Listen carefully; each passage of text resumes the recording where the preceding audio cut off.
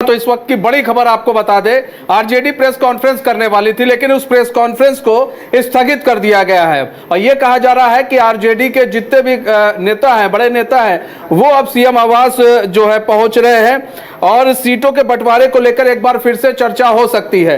तो बड़ी खबर इस वक्त की हम आपको बता रहे हैं, आरजेडी एक प्रेस कॉन्फ्रेंस करने वाली थी, वो प्रेस कॉन्फ्रेंस स्थगित कर दी गई है। अब सीटों के बंटवारे को लेकर अब एक बार फिर से मंथन होगा। सीएम आवास जो है कई बड़े नेता आरजेडी के पहुंच रहे हैं। अब इसमें सबसे बड़ी दिलचस्प बात यह है कि कितनी सीटें आरजेडी को मिलती है, अब ये देखने वाली बात होगी, क्योंकि आरजेडी लगातार 19 सीटों का जिक्र कर रही थी कि उन्हें 19 सीटें चाहिए और इसको लेकर आज प्रेस कॉन्फ्रेंस होने वाली थी कि क्या कुछ सीटों को लेकर हुआ है, क्या कुछ अभी बात बनी नहीं बनी, अगर नहीं बनी तो वो अकेले ही चुनावी मैदान में उतरेंगे। लेकिन कहा जा रहा है दबाव बनाने में कहीं ना कहीं कामयाब जो है आरजेडी दिख रही है कांग्रेस और जेएमएम पर। अब फिलहाल सीएम आवास कई बड़े नेता कूच कर रहे हैं, पहुंच रहे हैं और वहां पर बातें होंगी सीट बंटवारे को लेकर कि एक बार फिर से मंथन किया जाएगा कि आरजेडी को कितनी सीटें दी जाती है। हमारे साथ अमित जुड़ चुके हैं, हमारे संवाददाता पूरी जानकारी के साथ। अमित, प्रेस कॉन्फ्रेंस होने वाली थी आरजेडी की, वो प्रेस कॉन्फ्रेंस स्थगित कर दी गई है, किस तरह से देख रहे हैं इस पूरे जो नाटकीय घटनाक्रम घट रहा है आरजेडी की तरफ से, वो इसको किस तरह से देखा जा रहा है? और अब कहा जा रहा है कि सभी कार्य जो बड़े नेता हैं वो पहुंच रहे हैं आरजेडी ऑफिस।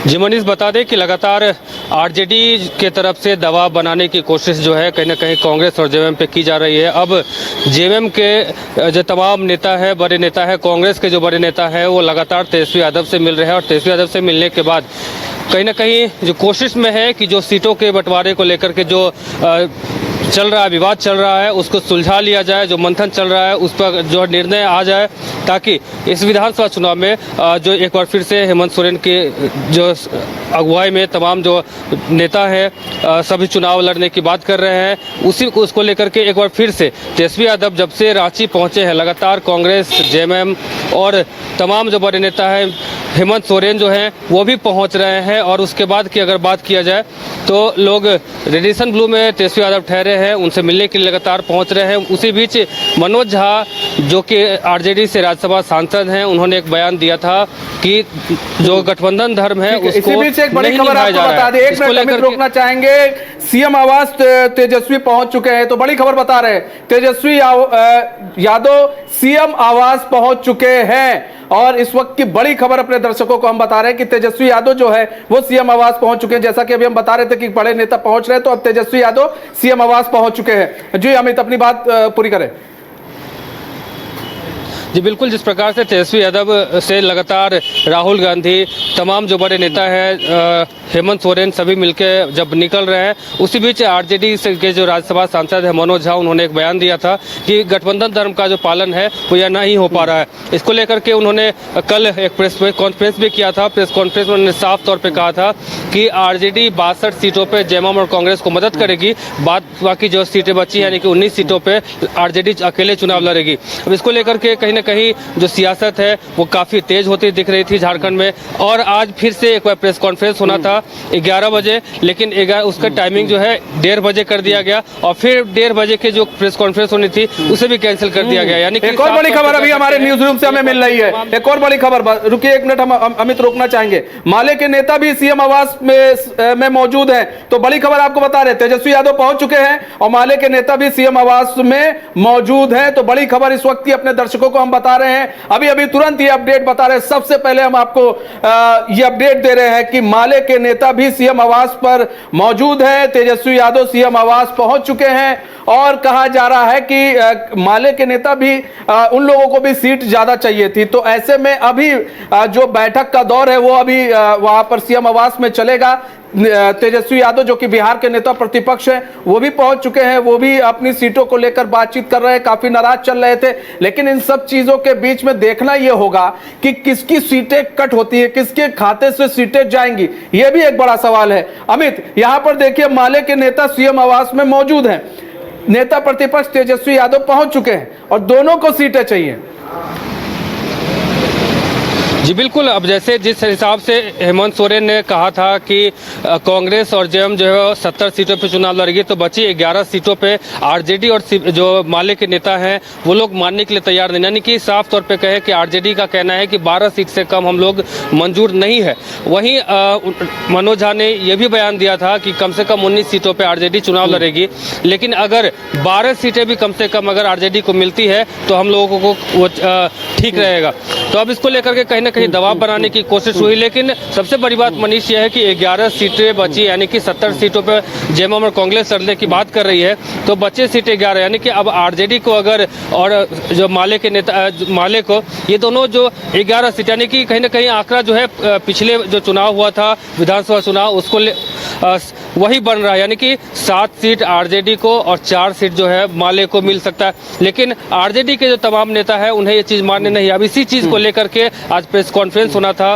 प्रेस कॉन्फ्रेंस में साफ तौर पे ये बातें थी कि आज क्लियर हो जाएगा कि आरजेडी अकेले चुनाव लड़ेगी या फिर गठबंधन के तहत चुनाव लड़ेगी। लेकिन सबसे बड़ी बात है कि आज प्रेस कॉन्फ्रेंस को रद्द कर दिया गया और तमाम जो आरजेडी और माले के नेता है वो सीएम आवास पहुंचे हैं। कह सकते हैं मनीष कि आज मंथन होना है सीटों के बंटवारे को लेकर के, और आज जो है फाइनल दिख जाएगा कि आरजेडी को कितने सीट मिली है और माले को कितने सीटें मिली है। जी अच्छा, यहाँ पर अभी बहुत सारी चीजें बातें क्लियर होनी है, लेकिन इससे पहले भी तेजस्वी यादव सीएम आवास पहुंचे थे। अभी 1-2 दिन पहले भी उन्होंने मुलाकात की थी, जब तेजस्वी यादव झारखंड दौरे पर आए थे, उस वक्त उन्होंने बातचीत की थी सीएम से, लेकिन वो बातचीत कारगर सिद्ध नहीं हुई थी। तो क्या लग रहा है इस बीच जो दबाव बनाया गया आरजेडी के द्वारा, वो दबाव बनाने में कामयाब रही है आरजेडी? जी बिल्कुल, अगर कह सकते हैं कि आज प्रेस कॉन्फ्रेंस होना था, अब इससे पहले वो प्रेस कॉन्फ्रेंस को कैंसिल कर दिया गया, स्थगित कर दिया गया, तो कहीं ना कहीं कह सकते हैं कि अब जो मसला है सीटों का वो सुलझता हुआ नजर आ रहा है। और इसी वजह से तमाम जो आरजेडी के नेता है और माले के नेता है वो सीएम आवास पहुंचे हैं। हेमंत सोरेन के समक्ष सब लोग मंथन करेंगे और लास्ट आज जो है संभवतः निर्णय आ जाएगा कि कौन कितने सीटों पर चुनाव लड़ेगा। और कह सकते हैं मनीष की कहीं ना कहीं जो प्रेशर पॉलिटिक्स आरजेडी कर रही थी कांग्रेस और जेएमएम के ऊपर, उस चीज पे कहीं ना कहीं आज फलाफल निकलता हुआ नजर आ रहा है। जी अच्छा, यहाँ पर बात की जाए कितनी सीटें अब आरजेडी मान सकती है, आरजेडी कितनी सीटों पर जो है समझौता कर सकती है? जी बिल्कुल, जैसे कि आरजेडी ने कहा था कि 60 से 62 सीटों पे मदद करेगी जेएमएम और कांग्रेस को, और बाद बाकी जो सीटें हैं यानी कि 19 सीटों पे चुनाव लड़ेगी। लेकिन मनोज झा का एक बयान यह भी था कि अगर 12 सीटें भी अगर कम से कम आरजेडी को मिल जाती है तो कोई हम लोगों को कोई परेशानी नहीं है, तो भी हम लोग गठबंधन में रह के चुनाव लड़ सकते हैं। लेकिन सबसे बड़ी बात यह है कि जब 12 सीटें आरजेडी को मिल जाएगी तो माले के जो लोग हैं, माले के जो नेता हैं, वो भी कहीं ना कहीं अपनी जो उनकी सीटों की डिमांड थी, पिछले साल जब पिछली जो विधानसभा चुनाव था उस समय में 4 सीटों पे माले चुनाव लड़ी थी, तो कहीं ना कहीं अब इस बार माले का कहना है कि 4 से अधिक सीट हमें चाहिए। यानी कि अब ऐसे में आरजेडी को 8 या 9 सीटों पे कहीं ना कहीं बात बन सकती है और माले को कांग्रेस के खाते से कुछ सीटें जो है मिल सकती है। यह देखना दिलचस्प होगा मनीष कि आज की जो बैठक है, जो मंथन है सीएम आवास में चल रही है, उस मंथन में क्या कुछ फलाफल निकलता है और आरजेडी को कितने सीटें मिल पाती है। यानी कि आरजेडी जो 12 सीटों का कम से कम डिमांड कर रही है, तो 12 सीटें मिलती है या फिर उससे कम में जो आरजेडी के नेता है उस चीज को समझौता करके एक बार। लेकिन बार-बार एक चर्चा हम कर रहे थे, देखिए अगर आरजेडी को 12 सीटें मिलती हैं तो 10 से 12 सीटों के बीच में मिलती है, तो मतलब यानी आरजेडी जो है 3 सीटें या फिर 5 सीटें अगर ज़्यादा मिलती हैं आरजेडी को, तो माले भी पीछे नहीं हटेगा। माले भी कहेगा जी जनाब हमें भी सीट दीजिए। माले को भी अगर सीट दे देते हैं तो कटौती किसके सीटों से की जाएगी? जेएमएम अपनी सीटों से कटौती करेगा या फिर कांग्रेस को कहा जाएगा नहीं भैया आपको भी कटौती करनी पड़ेगी? जी बिल्कुल, सीटों के बंटवारों को लेकर के जेएमएम और कांग्रेस में पहले से ही कहीं ना कहीं अंतर्कलह चल रहा था, लेकिन जेएमएम जो है अब उनका साफ तौर पे कहना है कि हम अपनी सीटों के साथ समझौता नहीं कर सकते हैं। हालांकि बाद में उन्होंने यह भी क्लियर कर दिया था कि 70 सीटों पे हम लोग साथ में चुनाव लड़ेंगे, यानी कि जेएमएम और कांग्रेस। अन्य सीटें जो है यानी कि 11 सीट है उस पर आरजेडी और माले के नेता हैं वो एडजस्टमेंट करेंगे। लेकिन अब कहीं ना कहीं इस तरह के साफ नजर आता है कि जिस हिसाब से तेजस्वी यादव ने प्रेशर बनाया है जेएमएम और कांग्रेस पे, तो इससे साफ नजर आता है कि जेएमएम जो है वो अपनी सीटों की कटौती तो नहीं करेगी, लेकिन कहीं ना कहीं कांग्रेस को अपने खाते से सीट जो है उसको त्याग करना पड़ेगा, सेक्रीफाइस करना पड़ेगा, या फिर वो सीटें जो है आरजेडी को मिले या फिर वो माले को मिले। लेकिन अब ये साफ हो गया है मनीष कि आरजेडी और जो जेएमएम और कांग्रेस का जो गठबंधन है उसको लेकर जो अंतःकलह चल रहा था अब वो सुलझता हुआ नजर आ रहा है। और जो अभी बैठक चल रही है सेवावास में, मंथन चल रहा है सीट के बंटवारे को लेकर के, तो अब इससे साफ तौर पे क्लियर होता है कि महज आज शाम तक इन चीजों का घोषणा हो जाएगा कि कौन कितने सीटों पे लड़ेगा। और यह अंततः कह सकते हैं कि कहीं ना कहीं कांग्रेस को ही अपनी सीटों को त्याग करना पड़ेगा। जी अब शाम तक बहुत सारी चीज़ें क्लियर हो जाएंगी, क्योंकि अभी बैठक तेजस्वी पहुंचे हुए अभी बैठक चल रही है, ऐसे में बहुत सारी चीज़ें क्लियर होने बाकी है। अब ये देखना होगा आरजेडी और माले को कितनी सीटें मिलती हैं। दोबारा जो 11 सीटें छोड़ी गई थी जेएमएम कांग्रेस के द्वारा अपने घटक दलों के लिए, अब वो उन सीटों पर वो संतुष्ट नहीं थे।